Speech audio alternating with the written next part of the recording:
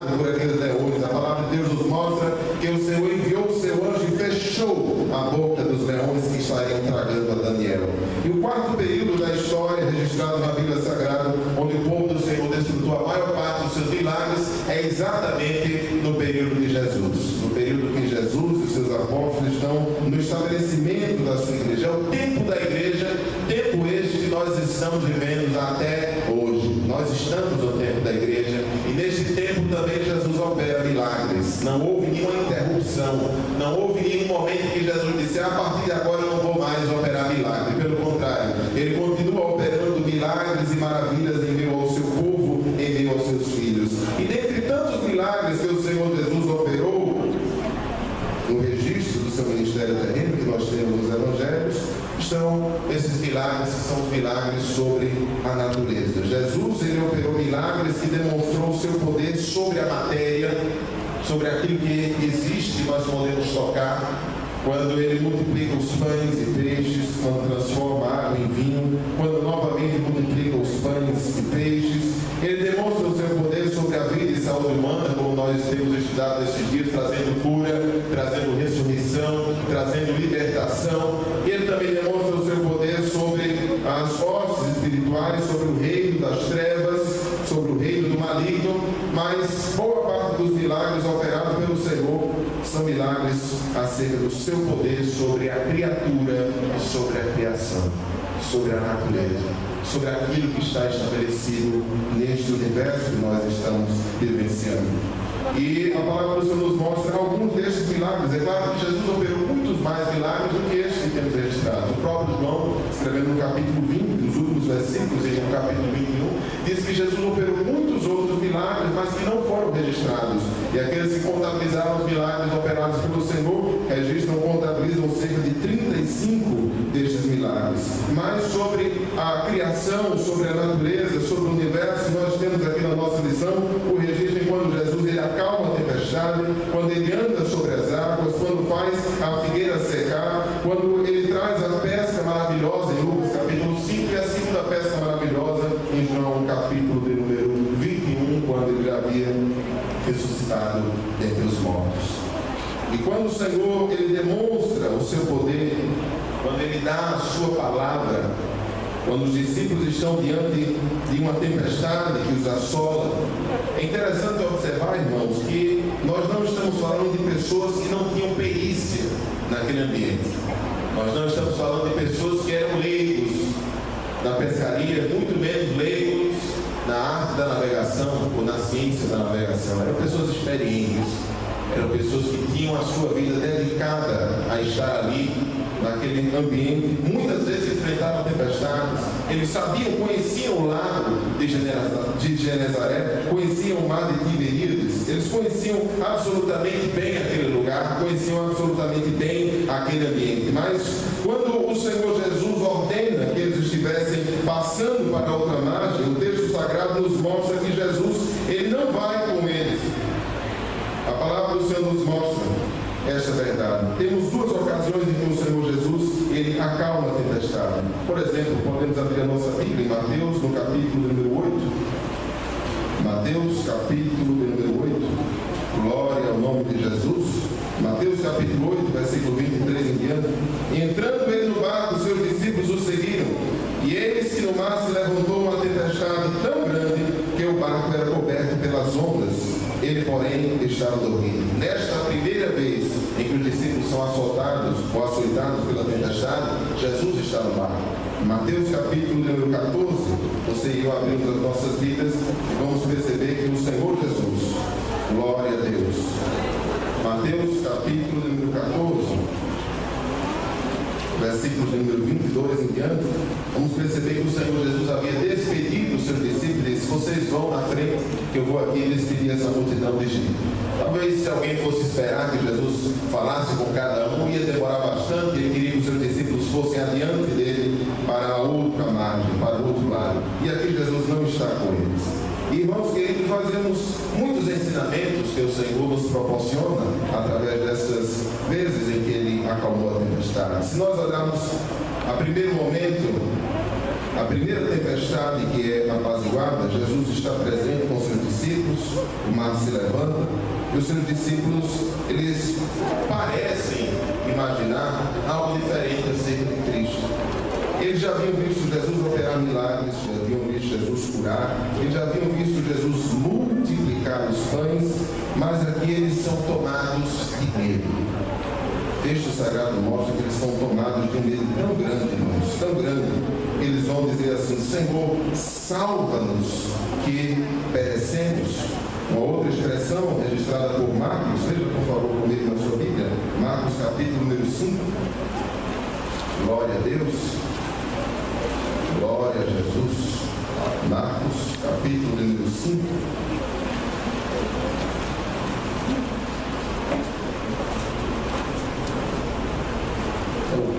Está bem próximo. Marcos capítulo 4, versículos 35 ao 41. Jesus manda: passemos para outra margem. E eles deixam a multidão e seguem. Mas no momento em que eles estão ali com medo, despertam Jesus dizendo: Mestre, não te importa que pereçamos? E ainda temos o registro de Lucas, capítulo número 8, versículos de número 24 e 25. Tem próximo aí, Lucas capítulo número 8. Mestre, estamos perecendo. Irmãos, é natural a expressão que os discípulos trazem a Jesus, porque eles se viram diante de um cenário que fugiu da sua capacidade de controle. Os discípulos, a maioria deles eram pescadores. Nós podemos entender o comportamento dos discípulos à luz da sua experiência como pescadores. Eles viram que aquela tempestade já não era uma tempestade que eles tinham condições de conter. Não é uma tempestade que eles tinham capacidade de contornar e controlar. Em um primeiro momento, daquele ambiente de pânico que começa a surgir em meus discípulos, eles tentaram remediar o problema. Eles tentaram contornar a situação. Quem sabe alguém disse: olha, não vamos chamar Jesus agora não, porque por enquanto dá para a gente conduzir a situação, dá para a gente tentar contornar o problema. Mas a situação foi se agravando ao ponto deles serem tomados de um pânico tão grande, vão até Jesus, até com um tom de censura, e vão até dizendo: Senhor, tu não está se importando com o que acontece aqui com a gente, não. O Senhor está aí dormindo, enquanto nós estamos trabalhando, tentando manter esta embarcação navegando por este mar. Os discípulos, eles são tomados de um pânico tão grande que o texto nos dá a entender que a expectativa deles era que Jesus, ele somasse a sua força física à força dos demais discípulos. Quem sabe para tomar uma caneca e jogar água fora do barco, quem sabe para fazer peso na polpa ou na proa do barco, dirigir-se a algum ambiente para empregar esforços para que o barco ele não viesse a naufragar. A expectativa dos discípulos era que Jesus intervisse de forma humana, e eles estavam com medo. Mas a resposta de Jesus, irmãos, é uma resposta que deixa todos nós atônitos. Quando Jesus ele levanta-se naquele momento, ele não traz muita coisa, não conversa com os discípulos. A sua palavra não é dirigida a eles a princípio, ele dirige-se ao vento e ao mar. Ele disse: vento, está muito inquieto, não está na hora de acalmar. Mas a palavra que Jesus dirige aos discípulos, irmãos, ele diz assim: por que tiver? As outras vezes nós nos perdemos, né? Jesus, eu estou vendo aqui a minha filha indo-se embora, não sei nem se eu chego do outro lado. Está com medo de quê, rapaz? Ele está no barco, não está presente. Ele não disse que ia chegar do outro lado. Não foi ele que mandou você atravessar, não foi ele que mandou você dentro desse barco, não é ele que está te acompanhando na tua trajetória, não é ele quem disse que tinha projeto na tua vida, não é ele quem disse que tu faria pescador de homem. Tu não vai morrer pescando peixe, nem vai morrer no barco, não. Ele tem ainda grandes coisas para fazer na vida dos discípulos. Os discípulos estão com medo. E Jesus está dizendo: olha, não é motivo para medo, não é motivo para desespero, não é motivo para pânico, não é motivo para ninguém achar que está na hora de morrer, não. Porque crente, ele não morre nem na véspera, ele não morre fora do tempo, ele morre no tempo. E no tempo determinado pelo Senhor, tudo que o Senhor disse acerca da sua vida tem que se cumprir. A palavra de Jesus é: qual é o motivo do desespero de vocês? Oi, irmãos. Qual o motivo, Jesus? Aleluia. O Senhor Jesus, em Lucas 8:25, ele diz assim: onde está? Uma outra tradução, ele diz assim: você tem fé ainda? Aleluia. O texto dá a entender que Jesus esperava outra reação dos discípulos. Jesus esperava outro tipo de comportamento. Jesus esperava outra atitude de alguém que andava com ele há tanto tempo. E quando a gente percebe isso, irmãos, eu quero dizer aqui nesta noite, às vezes a gente se deixa envolver pelo momento da tempestade e somos até tentados a agir com certo desespero, com certo pânico. Mas lembre-se, por onde ele já tem te trazido, as coisas que ele já tem falado contigo, a experiência que ele já tem te dado como discípulo, como alguém que anda com ele no meio desse caminho da vida, os caminhos por onde Deus já tem te levado já são suficientes para te trazer a maturidade e experiência, que esta tempestade não é uma tempestade que significa o final da tua vida, não. É uma tempestade que significa que ele está te concedendo mais uma experiência com ele, para que quando tu chegues do outro lado, tu possas entender que aquele que está contigo no meio do barco não é alguém simplesmente que sabe multiplicar pães, não é simplesmente um rabino com uma preleção agradável aos ouvidos, não é apenas alguém que atrai as multidões pela retórica da sua fala, mas aquele que está contigo dentro do barco, ele é aquele que fala com a natureza, ele fala com o vento, ele fala com o mar, e ele diz: é o momento de aquietar, porque ele tem autoridade. Quando ele determina, irmãos, que a gente atravesse para o outro lado, pode ter certeza, tem sentido, tem propósito. Os discípulos começam a perguntar um ao outro: mas rapaz, eu já sabia que ele fazia milagre, eu já sabia que ele multiplicava, eu já sabia que ele curava, mas diante do que eu estou vendo aqui, eu estou percebendo que eu não sei nada ainda a respeito dele. Que homem é esse? Que tipo de homem é esse que ele fala com o vento, fala com o mar? Ah, mas falar com o vento, falar com o mar, qualquer um pode até tentar, mas o problema é o seguinte: ele falou, começou e na hora o vento ele fala, irmãos, e o vento escuta. Aleluia. O mar escuta a sua voz e se acalma. Glória ao nome de Jesus. Glória ao nome de Jesus. Na primeira oportunidade em que Jesus está com seus discípulos, creio eu, irmãos, que os discípulos ali, depois daquela experiência que tiveram com Jesus, ele ali presente no barco, ele presente na embarcação, acompanhando a sua trajetória em direção ao outro lado, ele sai com a fé revigorada. Mas a palavra de Deus nos mostra que o Senhor Jesus permite que eles estejam passando pela experiência novamente. Mas tem um detalhe: agora Jesus não está. Jesus agora não está presente no barco. Jesus disse: vá para lá. Está bom. Glória a Deus. Mateus capítulo 14 diz o texto sagrado: e logo ordenou Jesus que os seus discípulos entrassem no barco e fossem adiante para outra banda, enquanto despedia a multidão. E despedida a multidão, subiu ao monte para orar à parte. E chegada já a tarde, estava ali só. E o barco estava já no meio do mar, açoitado pelas ondas, porque o vento era contrário. Mas à quarta vigília da noite, dirigiu-se Jesus para eles, caminhando por cima do mar. E os discípulos, vendo caminhar sobre o mar, assustaram-se, dizendo: é um fantasma, e gritaram com ele. Irmãos amados, nós estamos diante de um texto em que o Senhor Jesus está submetendo os discípulos a um teste de fé com um grau mais elevado do que o anterior. Jesus agora, quando manda os seus discípulos navegando em direção a outra margem, ele os acompanha do monte. Quando ele percebe que os recursos, as forças também, depois de horas, certamente tentando avançar adiante, o vento se opondo, eles já não haviam mais capacidade de resistir àquela tempestade, àquele vendaval. Jesus decide ir ao encontro deles. Quarta vigília da noite, entre 3 e 6 horas da manhã. Os discípulos estavam exaustos. Ora, se o Senhor Jesus despede a multidão quando o sol estava se pondo, eles estavam há horas lutando para atravessar até a outra margem.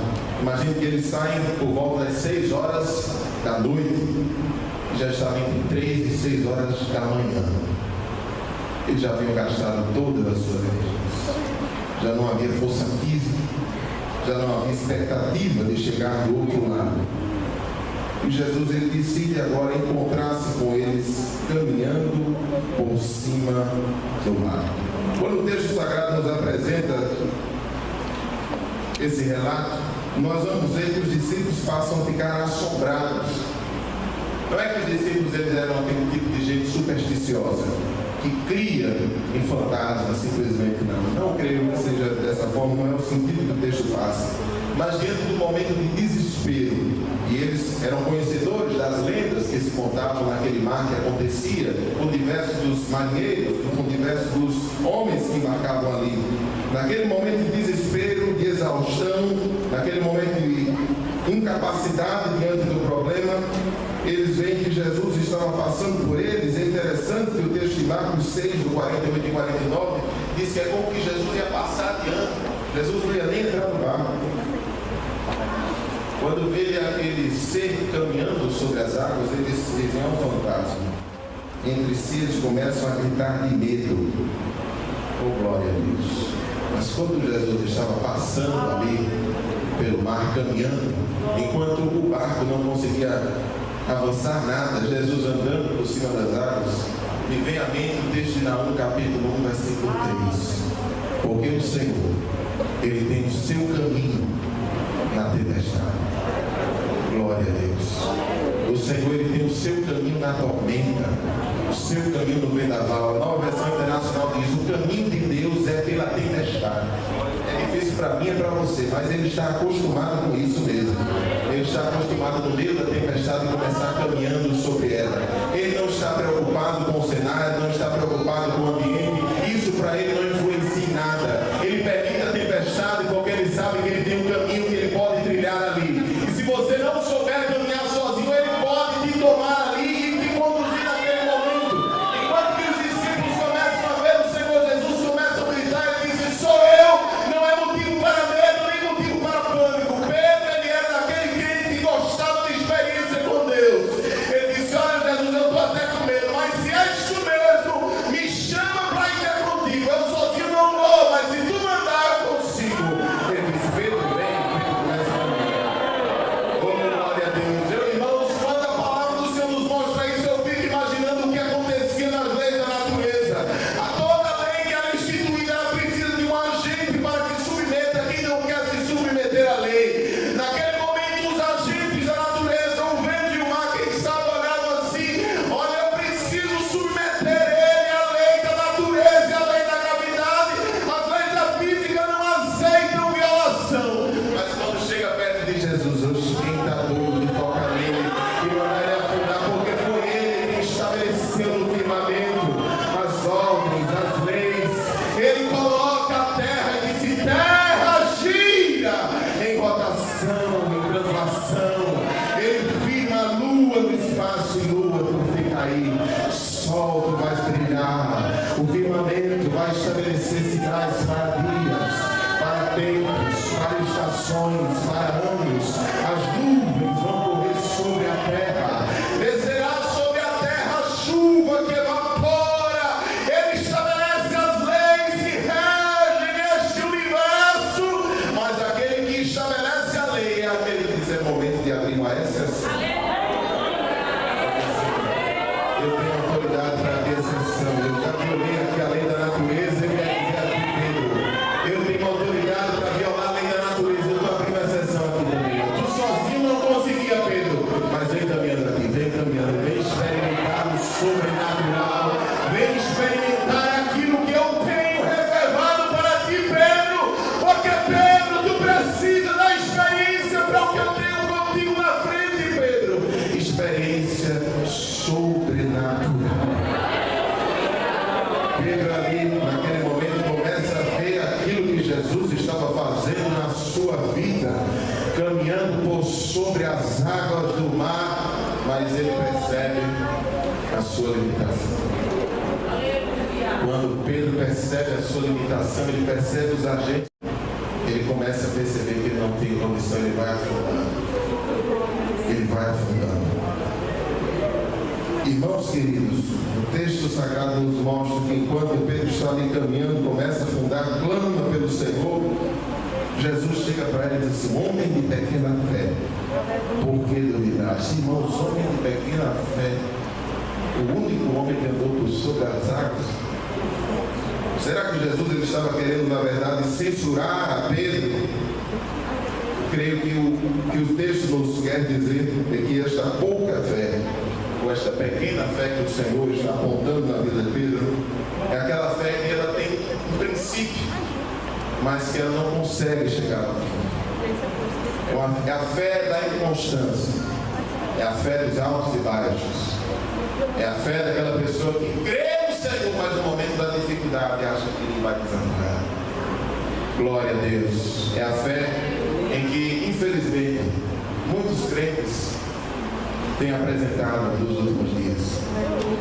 Creio que o Senhor ele pode todas as coisas, mas no primeiro assalto que vem das adversidades sobre a minha vida, assim como os discípulos dizendo: Senhor, tu não estás se importando comigo, tu não estás vendo o que eu estou merecendo, até parece que tu estás alheio à minha realidade, parece que tu não atentas para a minha situação, parece que tu não te importas comigo, parece que eu não sou prioridade para ti, parece que tu não te importas que tudo ao meu redor esteja caindo por terra e a minha vida esteja naufragando. Oh, glória a Deus, é a fé da inconstância.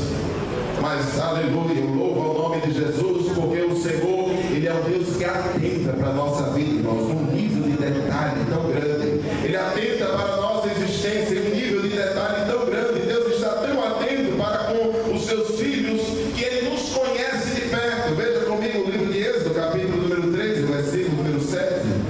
Quantas vezes o crente ele pode se sentir tentado a imaginar que Deus não está observando o seu naufrágio.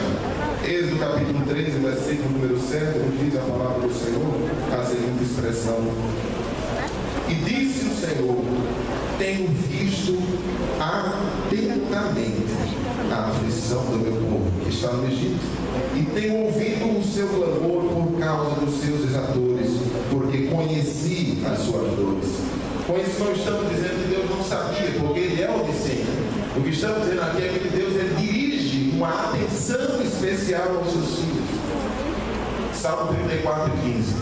Os olhos do Senhor estão sobre os justos, e os seus ouvidos atentos. Ai, naquele momento que a gente dá aquele grito: Jesus! Ele está ali atento. Está atento à oração do seu filho. Quando a tua oração ela sobe em direção ao trono de Deus, quando ecoa lá aquele grito clamando por socorro: Senhor, socorre.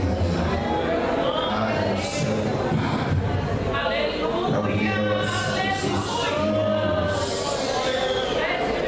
Eu sinto Jesus aqui nesta noite. Ele está dizendo a alguém que chegou aqui nesta reunião: a tua oração, quando chega no céu, eu estou atento ao que está dizendo. Eu não estou alheio à tua realidade, eu não estou alheio às tuas adversidades, eu não estou alheio à tempestade que te cerca, eu não estou alheio que o teu barco não é um barco capaz de aguentar esta tempestade neste mar bravio. Eu sei que tu não aguentas muito tempo neste vendaval, mas eu vou estar chegando por sobre as águas do mar. E quando eu chegar diante de ti, eu vou dizer: caminha comigo no meio desta tempestade. Aleluia, glória ao nome de Jesus. Ele está tão atento. Ele está atento. Glória ao nome de Jesus. Se Ele está atento, porque isso fala de muito amor envolvido. Você acha que Ele ia te comprar com seu sangue, investir o seu Espírito Santo na tua vida, começar a trabalhar para deixar tudo perecer assim na primeira tempestade? Jesus, ele não é daquele que começa e não termina. Jesus é daquele que, quando ele começa, ele diz: eu não te deixarei enquanto não cumprir toda a minha palavra que eu empenhei sobre a tua vida. Ele é daquele que chega para os seus discípulos, ele é daquele que chega para os seus filhos, e ele diz assim: a minha palavra que eu empenhei sobre a tua vida, eu estou vigiando diuturnamente para que ela nunca caia. Ele é daquele que nos ama e nos dá uma atenção tão especial que ele fez na vida de Daniel, aquele santo que orava ao Senhor, quando ele dobra os joelhos para apresentar aquela causa a Deus, ele envia o seu anjo, e o anjo disse: Daniel, eu fui enviado para ti, tu não tens nem ideia, Daniel, mas tu és tão amado ao céu. Quando a tua oração chega no céu, Daniel, homem muito desejado, tu não sabe, mas o trono, o céu te deseja. Ele almeja que tu és tão importante no céu, Daniel, que não bastou que Deus enviasse a resposta. O inimigo quis se atravessar, o inimigo quis interromper a resposta, mas o Senhor enviou Miguel, varão graduado, e ele passou a abrir o caminho. Desde o princípio das suas súplicas, a obra foi enviada. Começasse a orar e a resposta de Deus já sabe. Quem sabe tu estás aqui imaginando: Deus diz uma resposta. Eu quero dizer a ti: o Senhor já enviou. A resposta já foi enviada. E o Senhor que atenta para a aflição do seu povo, que atenta para a situação dos seus filhos, viu que eles não tinham condições mais, chega ali e os leva para caminhar por sobre as águas do mar. Porque quem deseja viver uma vida no discipulado com Cristo, viver uma vida crescente no Senhor, não pode ter uma fé claudicante, não pode ter uma fé vacilante. Tiago capítulo 1, versículo 6 ao 8, a palavra de Deus nos mostra que todo aquele que pede ao Senhor deve pedir com fé. Porque o que duvida é semelhante à onda do mar, que é levada pelo vento e lançada de uma para outra parte. Tiago capítulo 4, versículos 8 ao 10, nos apresenta que a inconstância espiritual muitas vezes está associada à necessidade de purificação espiritual.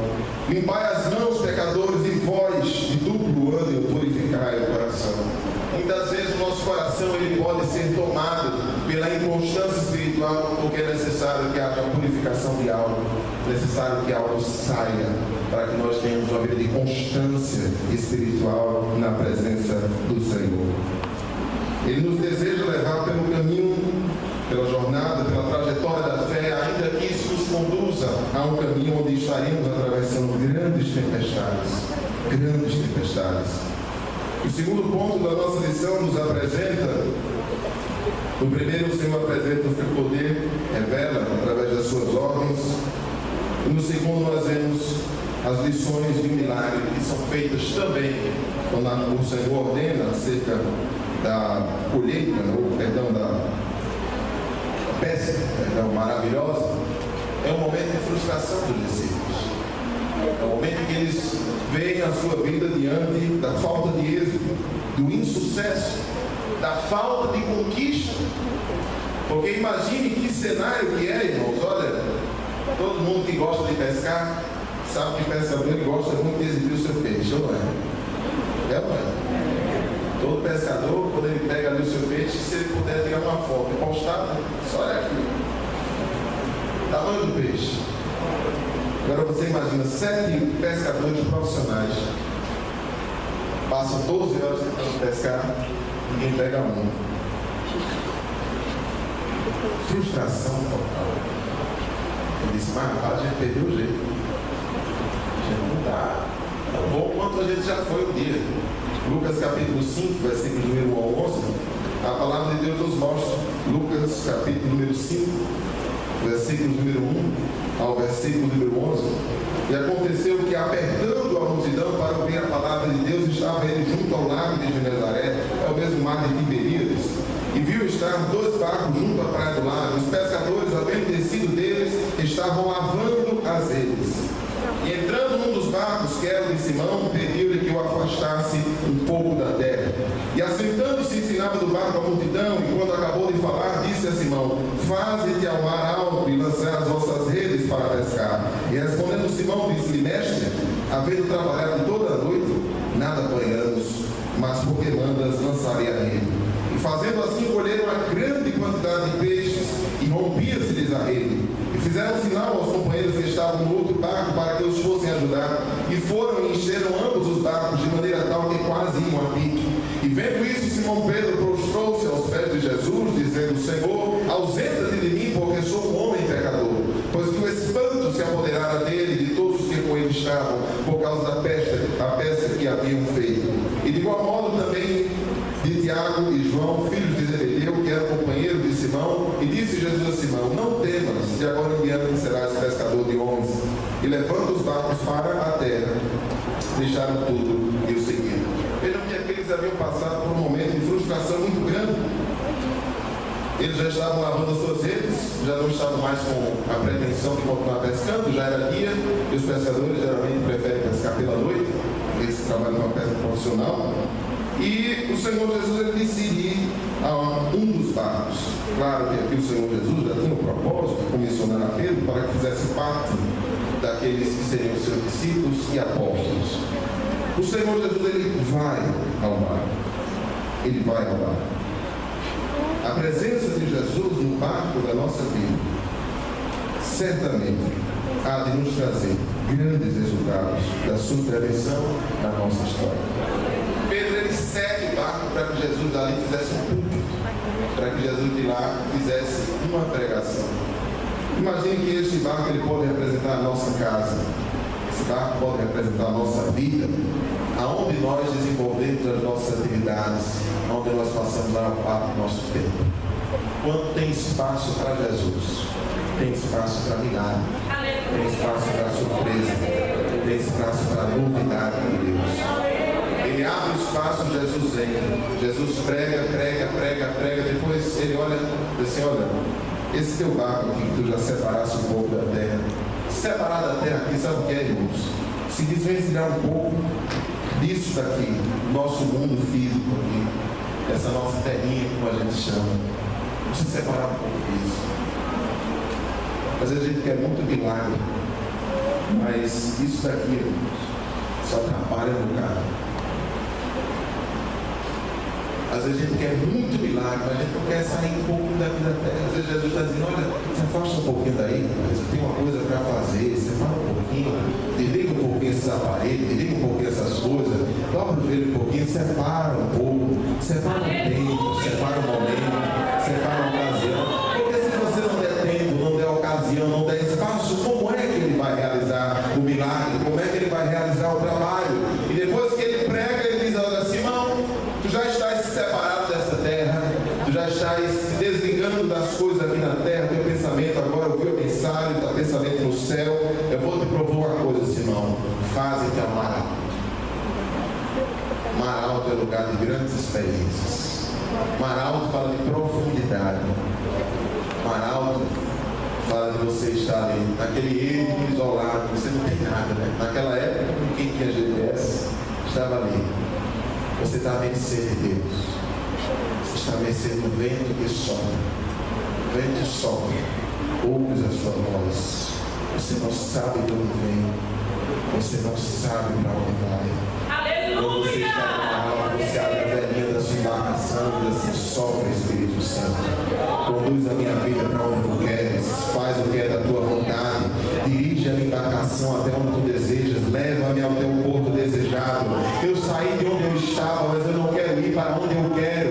Eu quero ir para onde tu determinares, para onde tu direcionares. Eu sei que tu tens um plano, eu sei que tu tens um projeto, eu sei que tu tens um destino final para a minha vida, eu sei que o que tu tens estabelecido para a minha vida é melhor. Eu sei que as experiências que tu tens para a minha vida são melhores da que eu possa calcular na minha racionalidade. Eu estou aqui, Senhor, para estar passivo ao sopro do teu Espírito Santo. Sopra, Senhor, dirige a embarcação da minha vida, direciona para onde tu quiseres. Quando está lá, Jesus Jesus que sabe da frustração, Ele sabe da tua frustração.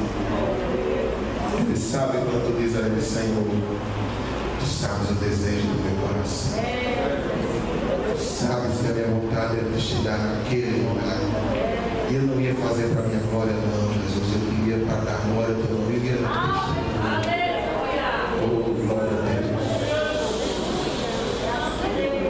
Ele sabe dessa frustração que está dentro do teu coração. E tu apresenta a Ele dizendo, Senhor, eu não estou aqui para ser rebelde à tua soberania. Mas, Senhor, tem misericórdia e considera. Como Ele considera. Ele sabe. Jeremias 29, do 11 ao 12, ele disse que tinha pensamentos de paz. Pensamentos não de mal, mas veja, para nos dar um fim que esperamos. Ele sabe da expectativa que está dentro. Ele sabe da frustração que é a tua alma.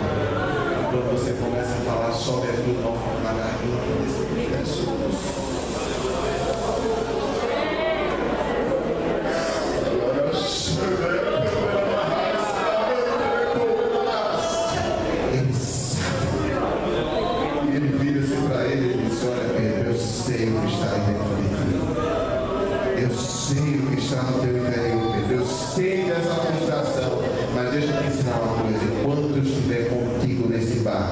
Tu vais viver uma coisa nova, Pedro.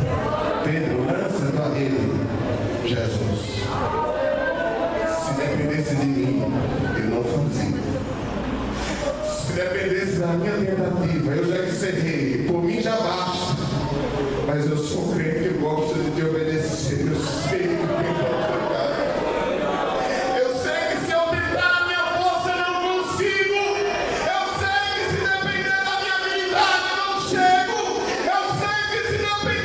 Perícia eu não alcanço, mas porque tu mandas sobre a tua palavra.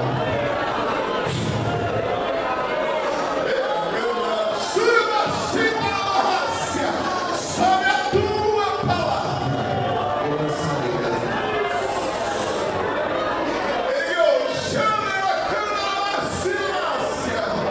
Sobre a tua palavra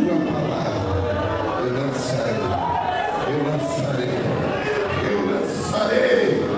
Sobre a tua palavra eu sei que algo diferente acontecerá. Por causa da tua palavra eu sei que o ambiente já está mudando. Por causa da tua palavra haverá uma transformação no cenário.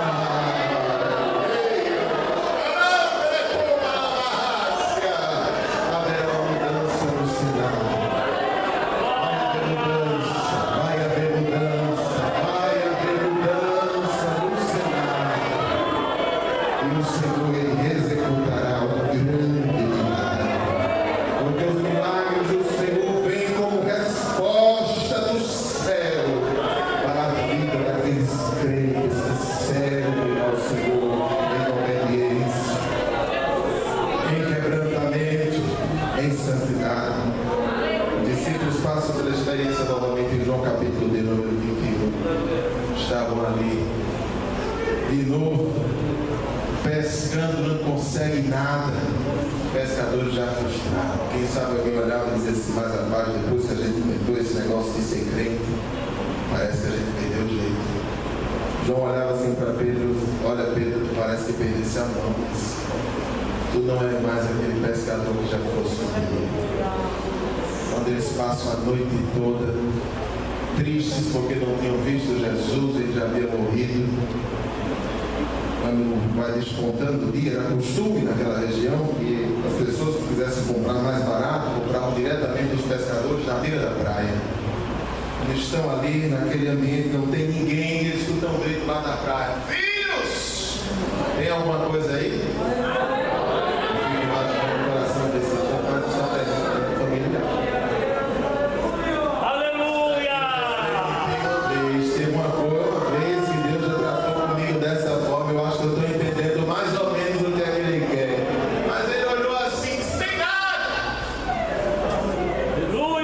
Glória a Deus.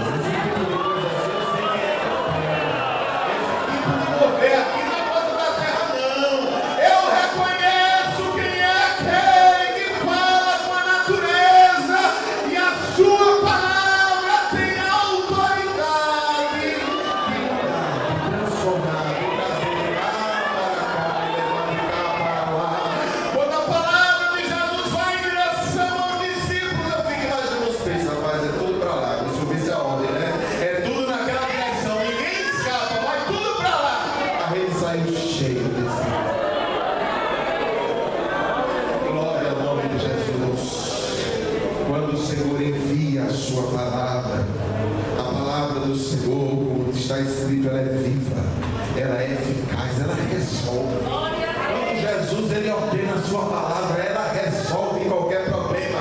O Senhor ele vai passando como uma máquina, ele vai abrindo caminho, quebrando as correntes, ele desfaz os espinhos, ele disse ao seu povo: eu irei adiante de ti, quebrarei as portas de bronze e despedaçarei os ferrolhos de ferro.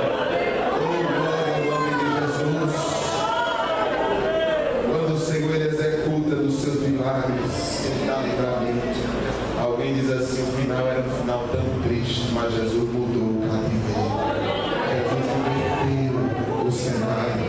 Quando o Senhor ele opera o seu milagre, ele altera a nossa perspectiva espiritual. Esses homens iam precisar muito de fé na jornada. Eles iam precisar muito de fé na sua trajetória espiritual como apóstolos, o colégio apostólico do Senhor. E Jesus sabia disso e começa a proporcionar experiência. Porque Jesus não estava na segunda vez, eles precisavam estar acostumados a enfrentar as adversidades, quando aparentemente Jesus não estava. E o milagre do Senhor, ele muda a nossa visão sobre ele. Irmãos queridos, as tempestades pelas quais o Senhor tem proporcionado que você e eu passemos, não são para a gente morrer não são para a gente chegar e dizer assim: Deus me desamparou. Não é para isso. Se você não atravessar essa tempestade, se Ele não te proporcionar essa experiência, você não vai ter segurança espiritual para dentro. Ele quer que você abra a sua visão. Os discípulos olhavam e diziam assim: esse homem ele cura, ele faz, mas eu não sabia que ele era. Jó, depois da experiência que passou, tribulação, disse: eu te conhecia, mas era do que falar. Agora a experiência parece uma coisa mais intensa. Os meus olhos estão por fim. Eu sinto